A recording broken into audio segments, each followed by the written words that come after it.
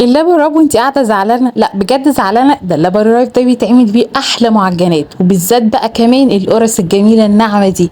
تعالوا اقول لكم طريقتها. ده لو لبن ما ربش بعد كده هتروبيه مخصوص عشان تعمليها بيه. اول حاجه هتجيبي كيلو دقيق وتحطي عليه 4 معالق كبار سكر ورشه ملح خفيفه، معلقه كبيره خميره فوريه، وقلبي ده كله مع بعض وانزلي عليهم بقى بكوبايه سمنه كده متسيحه، ولو عايزه تزودي ربع كمان يبقى احلى واحلى. وفي نفس الكوبايه هنعاير، انا اخد معايا بالظبط 3 كوبايات لبن، بس واحده واحده كده، واللبن دافي والسمنه دافيه كمان، يعني ما تخليهاش سخنه بتغلي، احنا عايزينها بس هي دوب تسيح تبقى ايه دافيه.